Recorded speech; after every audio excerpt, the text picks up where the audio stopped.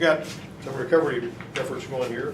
One of these involves some brakes, but there was this guy that was, I knew that in the community I lived in, his son was the same age as me, and he had a 64 Chevrolet pickup that was sitting out there with a flat tire. And I said, Oscar, how much you want for that 64 Chevrolet pickup? And he says, oh, $150, I guess. And I said, well, I see the tire's flat. And he goes, yeah, air the tire up, put a battery in it, it'll be all right. So I aired the tire up and put a battery in it, and I drove it to the courthouse.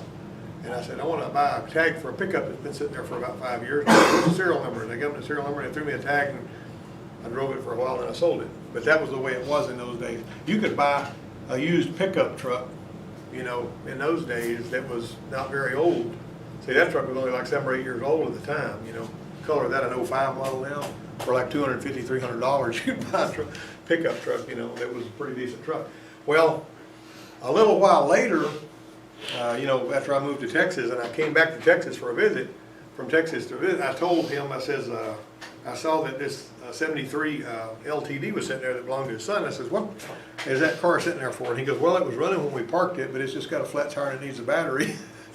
And I said, I tell you what, why don't I get that car running and you give me 40% of what you get, you pay for the parts, give me 40% what, you know, I had to put points and plugs and aired it up, got it started, and he sold it for like $350 and gave me 40% of that, you know, which was pretty good stuff. But the long and the short of it was, you can let a car set up and it goes bad. When does it go bad? This Highlander went bad because somebody blew the motor up. That's why they abandoned it. He pulled the pan off of that thing. He pulled the pan off that thing, and it had rods and stuff in the bottom of the pan and all that kind of thing. Is it just one, or is it several? It's one. One particular, they said, no, they just blew it, you know, they burned out a rod and threw it. But anyway, I sent a message to the guy, and I said, the only engine LKQ's got is a rebuilt one for $3,100, you know, so it's going to be a pretty heavy duty deal. But anyway, this 626 came in there with a 97 model. And one of you guys worked on it after this, but we put the fuel pump in it because it was sitting there, you know, and it had been sitting up and it wouldn't start, and they had put a starter in it and on it and all that kind of thing. And so whenever we got to looking into the situation and why it wouldn't start, hang on a minute. Hey, Cobb, what's up? Yeah. Right. Yeah, just a second. All right, y'all, give me a second. I gotta go close this.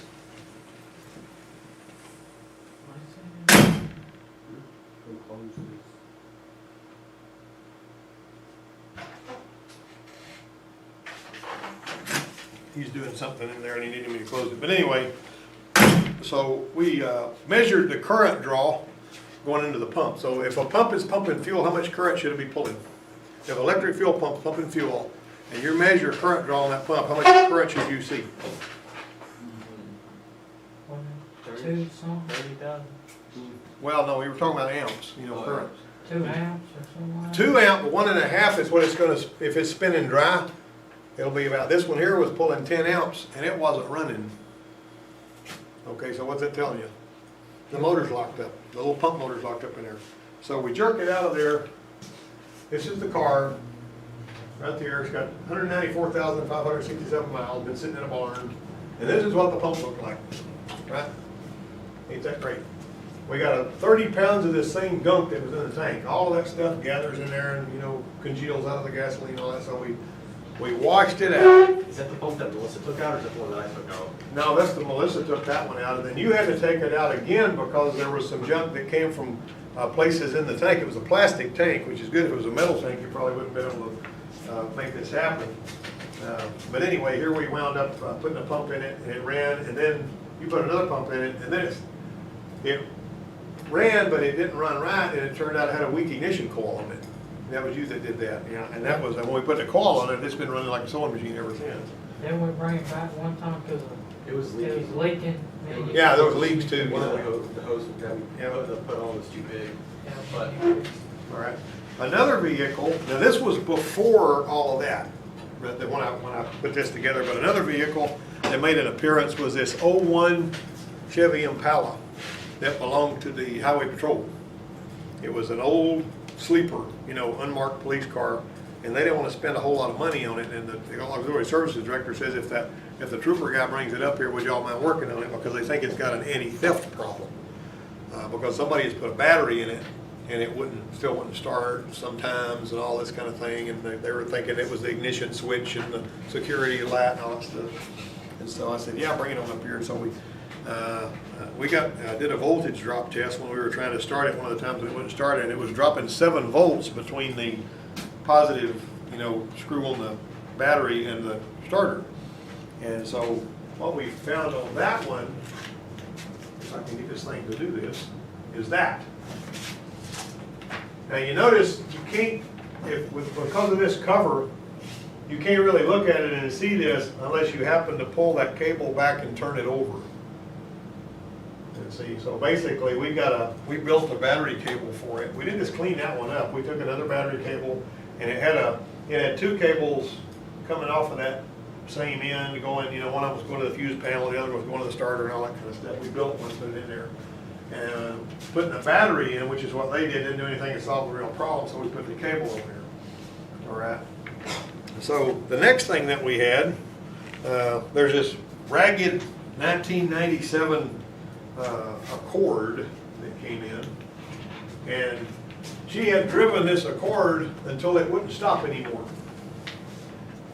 Here's the brake parts from it. They drove it till it wouldn't stop. It was ragged. So we told them it had been knocked off the lift.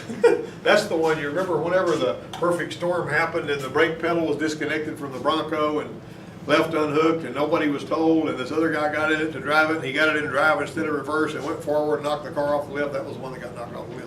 Of course, it really didn't hurt it very bad, and we put it back up there. I mean, it was kind of embarrassing.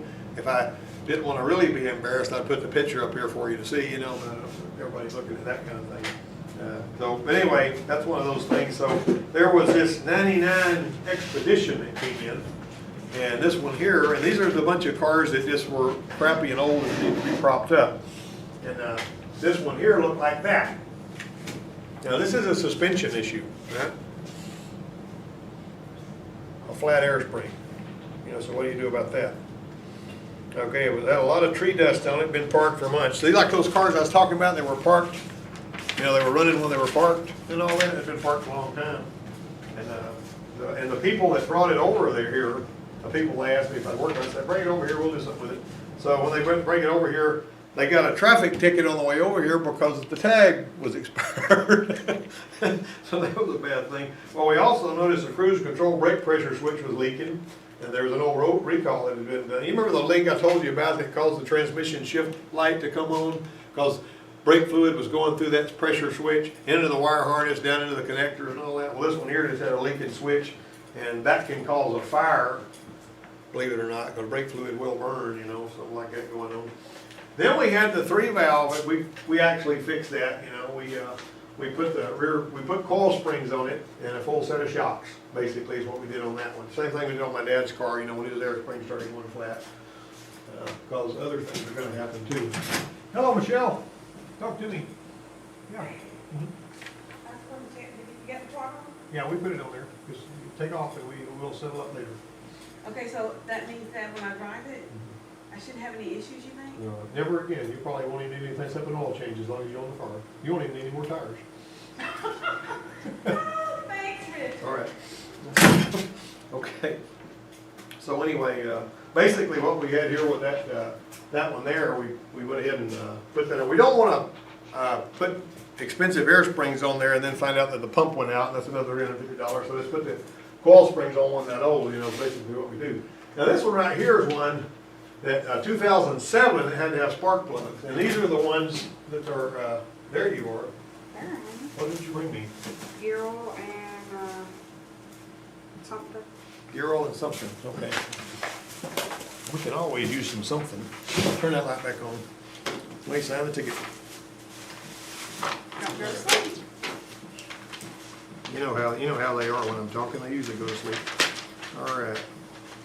And that is, I got my pillow away today.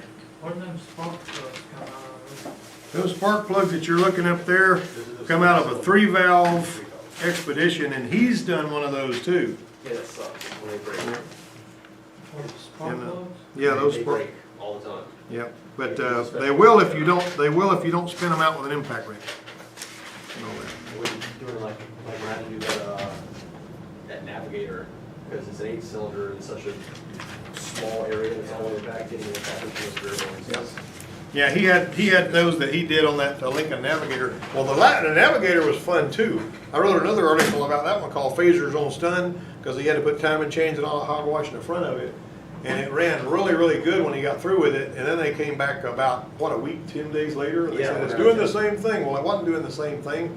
The doggone spark plugs were causing it to misfire. I went out of town over the weekend, come back Monday, and it's back again. But anyway, the long and the short of it was, you gotta pull these out, and what happens is, see, this part right here is actually crimped onto that on the bottom. And so what'll happen is, whenever you try to screw them out slow, all of this carbon that grabs here will cause the end to pull off the spark plug. And that's a nasty business. Well, there's a special tool that pushes this down against that saddle, and then you bite into that with another special tool that's got left-hand thread, and you gotta pull it out of there. You know, it's like a $95 special tool. And so he ran into an issue with that. So Bobby got lucky with JB Weld on one of them. Whenever this part stayed in there, well, the guts of this one stayed down in the hole. Okay, and so Bobby actually put a bunch of JB Weld in this and screwed it back down in there and let it set all night, which is sort of an uncontemporary way to do it, but he figured he'd try it. And it was nice and dry where the JB Weld could grab, and when he screwed it out, that thing came out. Everything was fine. But one way or another, he had a really fun time with that one. You know, that's a sort of a crazy thing. Speaking of JB Weld, we got this Chevrolet in here that was a Tahoe or a Suburban or something, I'm trying to remember. We got a situation, and you've probably seen this kind of thing before. We got an obvious leak here. See that? See all that stuff over there on the side? Now, some of you guys have seen this. Wait a minute, why did I do that for? This where this heater hose goes into the corner of the intake here. You know what I'm talking about? And it's got that fitting, and that fitting likes to break off. You got it?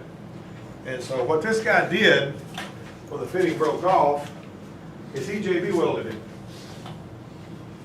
See that? He just sort of took a piece of pipe, and he crammed it down into this is the broke off part of the original fitting. All right, so he jammed this thing down in there. This is his girlfriend's vehicle. She's the one that brought it. And he just put JB Weld on this thing like it was like there was no tomorrow. Now you hear a lot of people, you know, I'm not here to trash JB Weld, but people try to do stuff with JB Weld that it wasn't really designed for. And some people will claim, you know, hey, I built 2 pistons out of JB Weld for my car and drove it to California, this kind of stuff. You know, you hear all kinds of crazy stuff that people do with JB Weld. This 99 Chevy, serious patch job. After the heater hose quick connect fitting broke off, it kept leaking, and the owner's friend kept having to add more JB Weld. Every time it leaked, he would blow it or clean it up and put some more JB Weld on it. And he had probably 2 pounds of JB Weld. I don't know how much he spent on this stuff. You know, not that it's all that expensive, but the JB Welder people, you know. Now this one here was an example. This was a perfect example. I was on a Nissan Pathfinder, and this place where the heater hose, there's a heater hose nipple right here. You see that right there? The heater hose nipple, when we were working on something else, I can't remember what it was, back down behind there, we were changing an oxygen sensor or something, and this plastic nipple broke off of this piece right here. Well, you couldn't get that piece right there without buying all of the hoses, the whole manifold of hoses that went all over the place.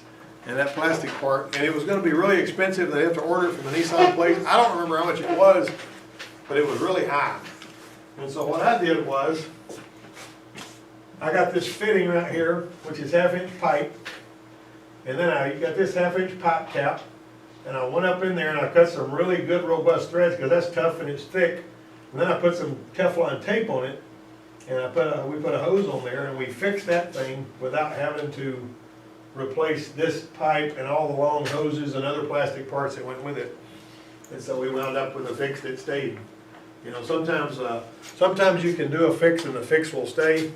And if it's a good fix, you know, and of course the proof's in the pudding, but that vehicle is still out there and it has never giving any more trouble. I know the guy whose son drives it, and he's not bad.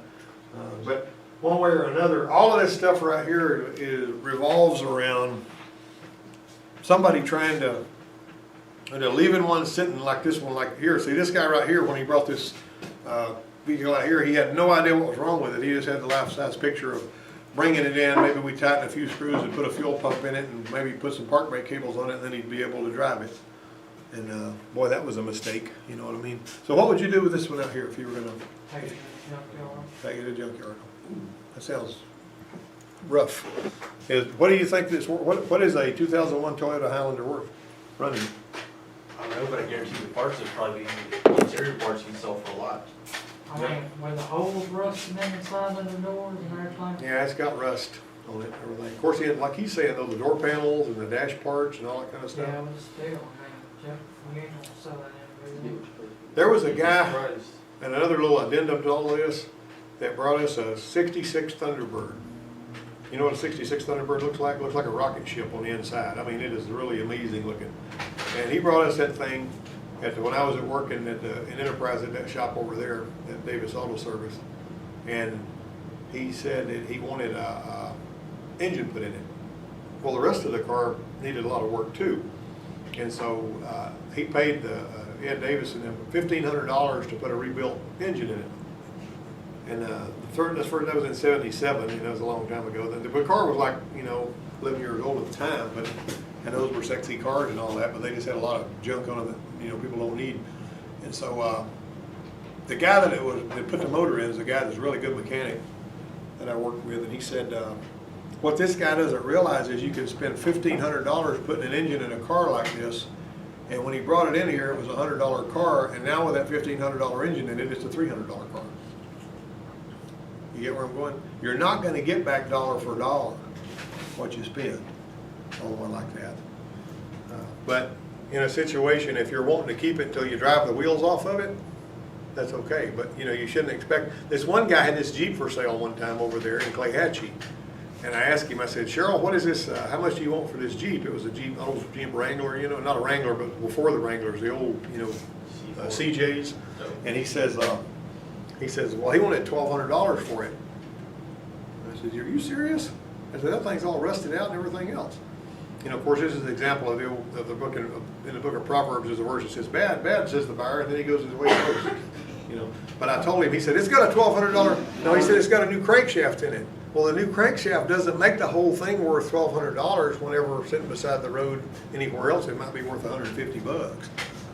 So, but if you go to some of these sites where they give you what your car is worth, you'd be surprised what they'll say some cars are worth when you wouldn't give hardly anything for them. You know what I mean? So I don't know who they're catering to when they do that. But the long and short of it is, you can spend enough money on a car to where it's like it turns into a money pit. Now, if you get a contemporary car, personally, I think that she made a pretty good choice buying the car she bought, because I like those cars anyway, to tell you the truth. The Taurus that she bought, the 02, and it was a pretty good price that she paid for it. But some of the really old cars that people buy that they want to just support, unless you're going to do a labor of love, here's one more. And it's got the engine performance thing.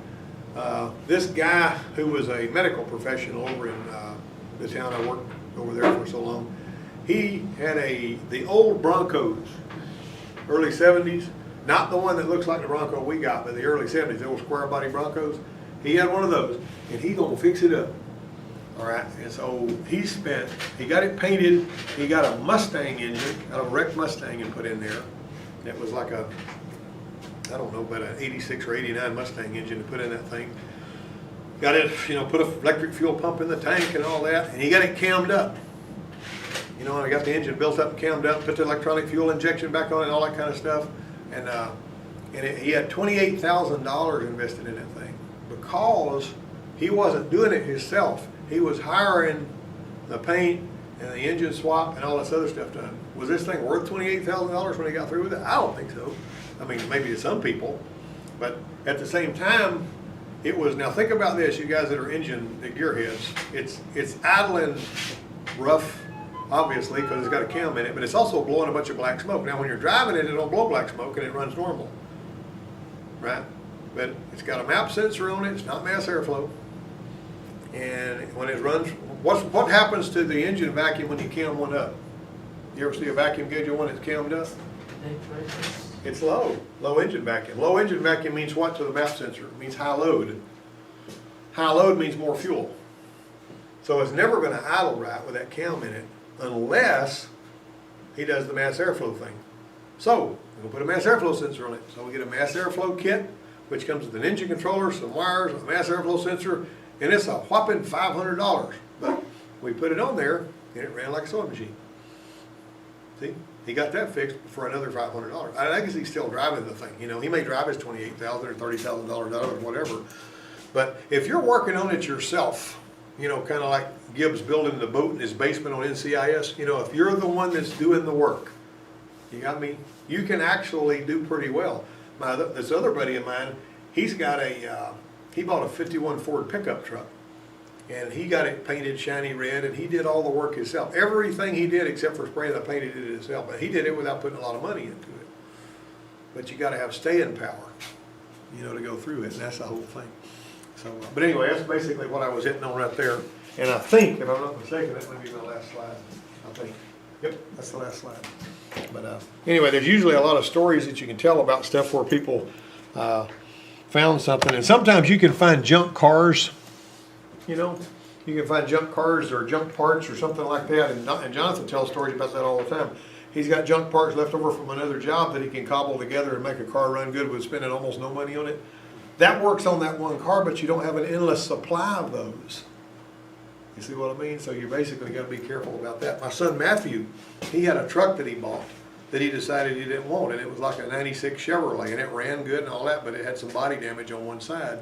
And he decided, well, I'm not going to fix this. I'm not going to put tires on this. I'm not going to do all that.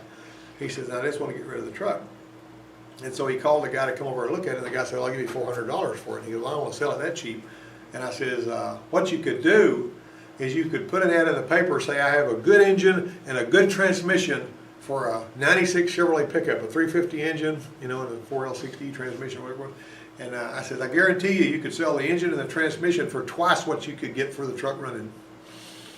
The truck cobbled together where you could drive it would not bring as much money as the engine and the transmission. And so what I say is that you call somebody over there and you say, I've got an engine and a transmission, but in order to get those, I'll sell them to you for $1,800, but you got to take the truck. See what I'm saying? If you're going to sell the truck, nobody wants to give you anything for it. But the parts are worth more than the truck. And that's a strange thing. The math doesn't work. But that's the way things are, you know. And it says, look, talk them into it. Good engine, good transmission. You can drive it to see how it runs. And make sure everything's okay. Make sure the transmission shifts all right. You know, give me the money for it. Take the truck, pull the engine and transmission out. Then you can sell the rest of the truck for junk. And you can get some of your money back. How about that? You know, you got to have a marketing ploy. As it was, a guy come over there and said, hey, I got $800 I'll give you for it. And he goes, I'll take it. So he sold it for $800. Anyway, but that's the wind up.